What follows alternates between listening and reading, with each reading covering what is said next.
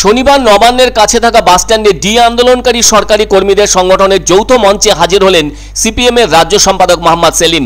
তিনি ডি আন্দোলনকারীদের পক্ষে মত প্রকাশ করে বলেন, প্রকৃত সত্য নিয়ে প্রতিবাদ করলে তাদের আইনের মোড়কে আটকে দেওয়া হয়। তিনি আরো বলেন, আন্দোলনকারীদের মুকুটে সবসময় নতুন পালক যুক্ত হয় আর আন্দোলন নতুন নতুন মাইল ফলক পার করে। মোহাম্মদ সেলিম বলেন, কালীঘাট থেকে পার্লামেন্ট পর্যন্ত যে যেখানে প্রতিবাদ করছেন তাদের ক্ষেত্রে কঠিন পরিস্থিতির বাতাবরণ সৃষ্টি করা হচ্ছে। তিনি কেন্দ্র বা রাজ্যের শাসক দলের চিন্তাভাবনার বিরোধিতা করার বিষয়টিকে সামনে রেখে আন্দোলন যারা করছেন কিংবা প্রতিবাদ যারা করছেন তাদের প্রতি পূর্ণ সমর্থন জানিয়েছেন।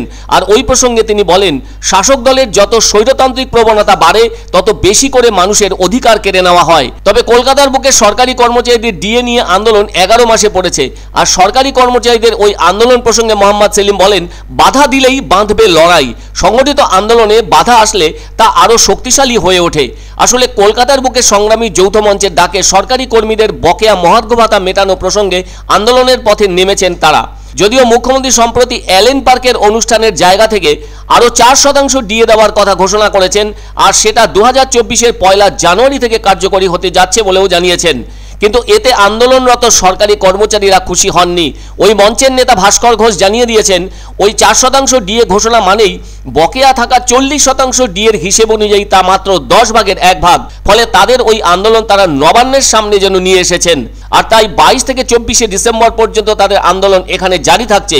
এছাড়াও তাদের পক্ষ থেকে মহা মিছিল ও অবরোধ আন্দোলনের কথাও ঘোষণা করা হয়েছে বেশ কয়েকদিন আগে।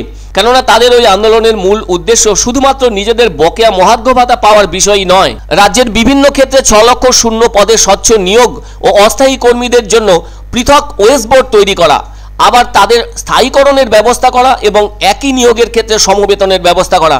কিন্তু আন্দোলনকারীদের দাবি, তাদের সঙ্গে একবার মাত্র মৌখিক আলোচনা করা হয়েছিল সরকারের পক্ষ থেকে, এছাড়া আর কোনো রকম আলোচনা করা হয়নি। আন্দোলনকারীদের পক্ষ থেকে জানানো হয়েছে 2024 সালের জানুয়ারি মাসের 2য় কিংবা 3য় সপ্তাহে একটি মহামিছিলের ডাক দেওয়ার পরিকল্পনা রয়েছে মঞ্চের। হাওড়া, শিয়ালদা এবং হাজরা মোড় থেকে সরকারি কর্মচারী এবং চাকরি প্রার্থীদের ওই মিছিল এসে জমা হবে ধর্মতলা শহীদ মিনারের পাদদেশে। মঞ্চের পক্ষ থেকে আরও জানানো হয়েছে, ওই জানুয়ারি মাসের শেষ সপ্তাহে 3 দিনের জন্য অফিস, শিক্ষা প্রতিষ্ঠান সহ সমস্ত সরকারি দপ্তর বন্ধ করে ধর্মঘট পালন করবেন তারা। অন্যদিকে নবান্নের সামনে তাদের 3 দিনের অবস্থান কর্মসূচি পালনের দ্বিতীয় দিনে মঞ্চে এসে উপস্থিত হন সিপিএম এর রাজ্য সম্পাদক মোহাম্মদ সেলিম। তিনি সাংবাদিকদের বিভিন্ন প্রশ্নের উত্তর দিয়ে চলেন। রাত পোহালেই রয়েছে গেরুয়া শিবিরের গীতা পাঠের আসর।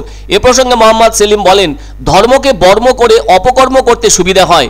নির্দিষ্ট তিথি নক্ষত্র মেনে ধর্ম পুজো পাঠ হলে খুবই ভালো, কিন্তু দেখা যাচ্ছে তার রাজনৈতিক সুবিধার কথা ভেবে হয়ে থাকছে। সেসব ভোটের আগে কেন হয় বলে প্রশ্ন তোলেন সিপিএম নেতা মোহাম্মদ সেলিম। আন্দোলনকারীদের মুকুটে নতুন নতুন পালক যুক্ত হয় আর আন্দোলন নতুন নতুন মাইল ফলক পার করে। এটা একটা মাইল ফলক। जब पानी सर के ऊपर चढ़ जाता है, अच्छा से अच्छा गांधी भगत सिंह बन जाता है। এটা খেয়াল রাখতে হবে।